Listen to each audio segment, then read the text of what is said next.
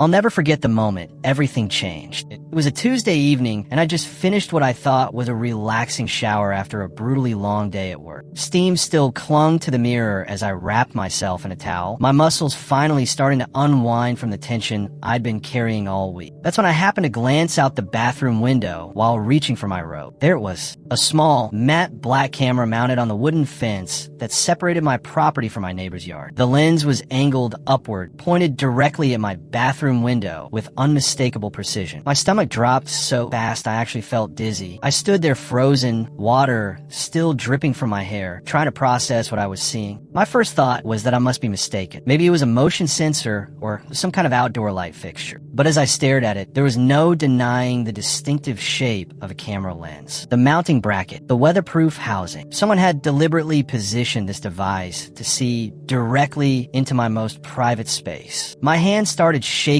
as I grabbed my phone and took photos through the window, zooming in as much as I could. The camera was maybe 15 feet away, mounted about 7 feet up on the fence post. Professional-looking installation. This wasn't some hastily placed security camera that happened to catch part of my property. This was intentional. I threw on clothes faster than I ever had in my life and went outside to get a better look. From my backyard, the angle was even more obvious. The camera wasn't pointing at Sarah's yard or her back door. It was aimed directly in my bathroom window, and from this position, anyone viewing that feed would have a clear view of my entire bathroom. The shower, the toilet, everything. My chest felt tight as I walked around my yard, looking at my house from different angles, trying to see what else might be visible. That's when I spotted the second camera. This one was mounted on Sarah's back porch, positioned behind a hanging plant basket, but the lens was clearly visible once you knew to look for it, and it was pointed straight at my bedroom window. I actually felt sick. How long had these been there? Days? Weeks? Months? How many times had I changed clothes in my bedroom, thinking I had privacy? How many showers had I taken, completely unaware that I might be being watched? Sarah Mitchell had been my neighbor for almost 2 years. She'd moved in shortly after buying the house next door as an investment property, though she didn't actually live there herself. Instead, she ran it as a vacation rental, with a constant rotation of strangers coming and going at all hours. I have every right to install security cameras on my own property. Security cameras don't point into someone's bathroom window, I said, pulling out my phone to show her the photos I'd taken. This is voyeurism. It's illegal. Sarah glanced at the photos with complete indifference. Those cameras monitor my fence line and the perimeter of my property. If your windows happen to be visible in the frame, that's not my problem. Maybe you should invest in better curtains. You mounted them specifically to look into my windows. The angles make that obvious. Prove it, she said with a cold smile. Prove that I'm recording anything. Prove that those cameras are even operational. Prove that I installed them with the intent to spy on you rather than to protect my investment property from liability issues. My hands clenched into fists. I'm giving you 24 hours to remove those cameras, or I'm going to the police. Go ahead, Sarah said, getting into her car. I've done nothing wrong. You're just another neighbor looking for something to complain about. She drove away, leaving me standing on the sidewalk, shaking with rage and feeling completely powerless. I had to go to the police. I brought my photos and explained the situation to Officer Martinez at the local precinct. He was sympathetic, but ultimately unhelpful. The problem, he explained, was that without proof that Sarah was actually recording me, and without proof that any recording showed me in a state of undress or in private moments, there wasn't much they could do. Security cameras on private property weren't illegal, even if they had sight lines into neighboring properties. If you can prove she's recording you in states of undress, that's voyeurism, and we can act on it, Officer Martinez said. But right now, all you have is cameras that might be pointed in the direction of your windows. That's not enough for us to get a warrant or file charges. So I'm supposed to just wait until I can prove she has videos of me naked? I asked, incredulous. I understand your frustration, he said. Your best bet might be to consult with a lawyer about a civil harassment case, or to see if you can get a restraining order. A lawyer. I'd already looked into that option. The consultations alone would cost hundreds of dollars, and actually pursuing a case could easily run into the thousands. Money I absolutely did not have. I was barely making ends meet as it was, working as a medical records clerk at the local hospital. My salary covered rent, utilities, food, and not much else. The idea of coming up with thousands of dollars for legal fees was laughable. I went home feeling defeated cheated, and violated. I never felt unsafe in my own house before, but now every window felt like a vulnerability. I started changing clothes in my closet. I kept the bathroom window covered even during the day, making the small room dark and claustrophobic. I couldn't relax. I couldn't feel at home. That weekend, my neighbor Mike saw me unloading supplies from my car. I got in a hardware store and bought plywood, 2x4s, screws, floodlights, and the largest, loudest metal wind chimes I could find. I'd also picked up a couple of small mirrors and some reflective tape. Mike was in his early 60s, a retired contractor who'd lived on our street for over 20 years. He had kind eyes and a weathered face that spoke of decades working outdoors. "What's up building?" he asked, walking over with his usual friendly curiosity. I hesitated, then decided I was done being embarrassed about what Sarah had done. A privacy barrier. Sarah has cameras pointed into my bathroom and bedroom windows. Mike's expression darkened immediately. "She what?" I showed him the photos on my phone. He studied them carefully, his jaw tightening. "That's not right. That's not right at all. You call the cops. They can't do anything without proof of recording. And I can't afford a lawyer." Mike was quiet for a moment. Then he set down the bag of mulch he'd been carrying. "Well, you can't afford to have some creep watching you in your own home. Let me help. I've got tools and I know what I'm doing." Within an hour, 2 more neighbors had joined us. There was Patricia, a retired teacher in her 70s who lived 2 doors down, and James, a young software engineer who'd moved in across the street 6 months ago. As we worked, they shared their own stories about Sarah. Patricia told us about the time Sarah had called the city to report her for having too many flower pots on her front porch, claiming they were a fire hazard. The city inspector had come out, looked at the 6 small pots of petunias, and told Patricia that Sarah was wasting everyone's time. But the experience had been humiliating and stressful for Patricia, who'd lived in her home for 40 years without a single complaint. James had been reported 3 times in his first month of living here. Once for parking his car too close to the property line, even though he was parked in his own driveway. Once for having his porch light on past 10 p.m., which Sarah claimed was light pollution affecting her guests. And once for receiving a package delivery on a Sunday morning, which she said violated the peaceful enjoyment of the neighborhood. "She's reported my kids at least a dozen times," Mike added as he measured out lumber for the privacy barrier. "They're 8 and 10 years old. They play outside. They ride bikes. They laugh. Apparently, that's too much noise for her precious rental guests." She actually called the cops once because my daughter was having a birthday party at 3 in the afternoon. Said the kids were being too loud. As we worked, more neighbors came by. Some offer encouragement. Others share their own Sarah stories. By the end of the day, I realized that Sarah had made herself an enemy to virtually everyone on the block. She wasn't just difficult with me. She'd systematically harassed and reported nearly every household within 2 blocks. The privacy barrier we built was simple but effective. We constructed a wooden frame and attached plywood panels, creating an 8-foot-tall barrier that ran along my fence line, completely blocking the sight line from Sarah's camera to my bathroom window. We made sure it was entirely on my property, set back 6 inches from the actual property line to avoid any possible dispute. For the bedroom window, we couldn't build a barrier without blocking my own view and light. Instead, we installed 2 powerful floodlights on my side of the fence, angled directly at where Sarah's camera was positioned on her porch. If that camera was going to point at my house, it was going to be blinded by light. And then there were the wind chimes. We hung 6 sets of large metal wind chimes along my fence line. They were the kind that produced deep, resonant tones that carried. The kind that chime with even the slightest breeze. The kind that would be absolutely maddening if you were trying to run a peaceful vacation rental next door. We finished just before sunset. Mike stepped back to survey our work and nodded with satisfaction. "That should do it. All completely legal, all on your property. If she doesn't like it, too bad." "Thank you," I said, and I meant it with every fiber of my being. "All of you. I don't know what I would have done without your help." "That's what neighbors do," Patricia said, patting my arm. "We look out for each other. Unlike some people." That night, I took my first relaxed shower in days. The bathroom window was completely blocked by the barrier. I could hear the wind chimes creating their metallic symphony outside, and instead of being annoyed, I found the sound comforting. Each chime was a small act of defiance. Sarah noticed the changes the next morning. I know because I heard her shouting in her backyard at 7 a.m. I looked out to see her staring at the privacy barrier with absolute fury on her face. She immediately got on her phone, and I could hear her angry voice even from inside my house, though I couldn't make out the words. 20 minutes later, police cars started arriving. 1, then 2, then 3. Eventually, there were 5 police vehicles parked on our street. I watched through my front window as Sarah stood in her yard, gesticulating wildly and pointing at my house.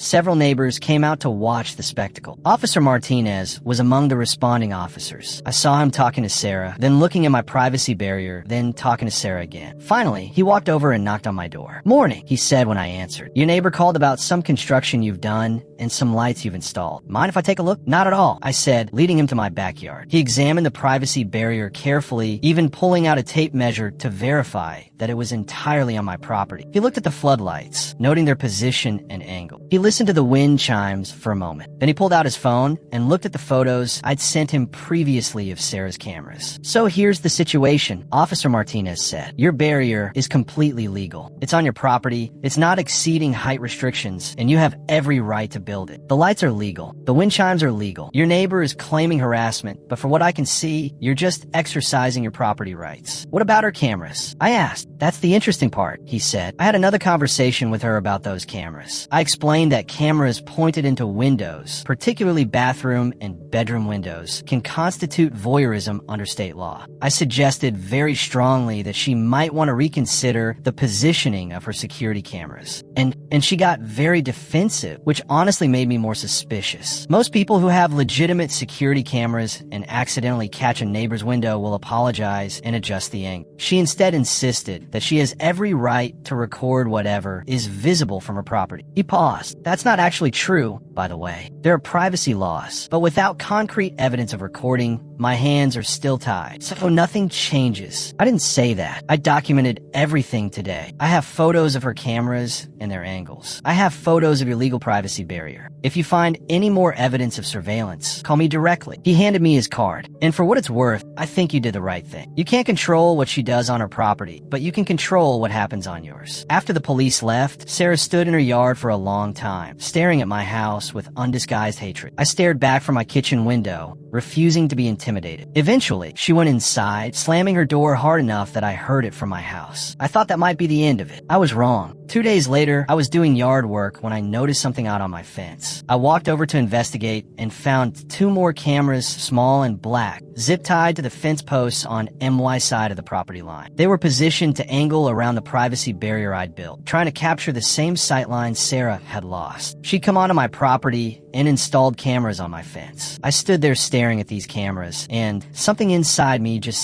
snapped. I went into my garage, got my wire cutters, and snipped the zip ties. I carried both cameras to Sarah's front door and left them on her doorstep. Then I took photos of where they'd been mounted on my fence, complete with the cut zip ties still attached to the posts. I sent those photos to Officer Martinez with a message. She installed cameras on MY fence, on MY property. I removed them and returned them to her. "Do I need to file a trespassing report?" He called me 10 minutes later. "I'm sending someone over to document this. Don't touch anything else." A different officer came by within the hour and took photos and a statement. The cut zip ties were collected as evidence. The officer explained that installing cameras on someone else's property without permission was indeed trespassing, and depending on the intent, could potentially be stalking or harassment. "We're going to have another conversation with Ms. Mitchell," the officer said. A more serious one this time. That evening, I saw 2 police cars parked in front of Sarah's rental property for over an hour. I don't know exactly what was said, but when they left, Sarah came outside and ripped the original cameras down from her fence and porch. She threw them into her car with enough force that I heard something crack. The next morning, Mike knocked on my door. "Patricia's been talking to the other neighbors," he said. "We're thinking about starting a petition to revoke Sarah's rental license. Turns out she never got the proper permits to run a vacation rental in a residential zone." "Is that true?" I asked. "I did some digging at City Hall yesterday," Mike said. "Residential properties need special permits and inspections to operate as short-term rentals in this city. Sarah never applied for any of them. She's been running an illegal business for 2 years. Within a week, we had signatures from 37 households in the surrounding blocks. Patricia, who had been a teacher for 40 years and knew how to organize people, had coordinated the entire effort. We submitted the petition to the city's code enforcement office along with documentation of all the unpermitted rental activity. The city inspector came out 3 days later. I watched from my window as he took photos photos of Sarah's property, the multiple locks on the doors, the keypad entry system, the signs about checkout procedures visible through the windows. He was there for over 2 hours, taking notes and measurements. Sarah's vacation rental listing went offline 3 days after that inspection. I checked multiple times to make sure I wasn't imagining it. The listing that had been active for 2 years, with hundreds of reviews, was simply gone. Mike heard through his contacts at City Hall that Sarah had been issued a cease and desist order. She was operating a commercial business in a residential zone without permits, without proper inspections, without the required insurance, and without paying the appropriate taxes. The fines were substantial. If she wanted to continue renting the property, she needed to go through a lengthy application process, get neighborhood approval, pass multiple inspections, and pay several years of back taxes. The house went quiet after that. No more rotating guests. No more cars coming and going at all hours. Just Sarah's car, appearing occasionally for what I assumed were visits to check on the now empty property. I started to relax again. I could shower without anxiety. I could change clothes in my bedroom. The floodlights and wind chimes remained, a constant reminder to Sarah that I wasn't going to be pushed around, but I no longer felt watched. Last week, I came home from work to see a for sale sign planted in Sarah's front yard. I stood on the sidewalk staring at it, feeling a complex mix of emotions. Relief, primarily. Satisfaction, but also a strange sadness that had come to this. That evening, several neighbors gathered in Mike's backyard for an impromptu celebration. Someone brought beer. Patricia made her famous lemon bars. We sat around Mike's fire pit as the sun set, the wind chimes from my yard providing a pleasant background melody. Think she'll actually sell it? James asked. Property's worth a lot, Mike said. Even with the rental business shut down, it's a good house in a good neighborhood. She'll sell. Good riddance, Patricia said firmly. I've lived here 40 years, and I've never seen anyone make so many people miserable. All she had to do was be a decent neighbor. All she had to do was not put cameras in my windows. I added. We sat in comfortable silence for a moment, watching the fire. Then James raised his beer. To standing up for yourself, and to good neighbors who have your back. We all raised our drinks to that. The for sale sign is still there as I write this. I've seen a few people come by to look at the property. I wonder sometimes if I should warn potential buyers about what happened here, but I figure the neighbors will handle that if needed. We've all agreed that whoever moves in next should know they're joining a community that looks out for each other. I kept the privacy barrier up, and I plan to keep it. Even when Sarah's gone, I like having that extra layer of privacy. The floodlights are on timers now, providing security, lighting for my backyard. And the wind chimes? They've grown on me. On quiet evenings, their gentle ringing reminds me that I didn't let someone violate my privacy and get away with it. I learned something important through all of this. When someone crosses a line, when someone violates your space and your safety, you don't have to just accept it. You don't have to have money for lawyers or perfect evidence for police. Sometimes you just have to be creative, stand your ground, and remember that you're not alone. There are good people out there who will stand with you when you're in the right. Sarah thought she could do whatever she wanted because she owned property and had money and didn't care what anyone thought of her. But she forgot that communities are built on mutual respect and cooperation. She forgot that actions have consequences. She forgot that eventually people will push back. I still check my fence line regularly just to make sure there are no new cameras. I probably will for a long time. That feeling of being watched, of being violated in your own home, doesn't just disappear overnight.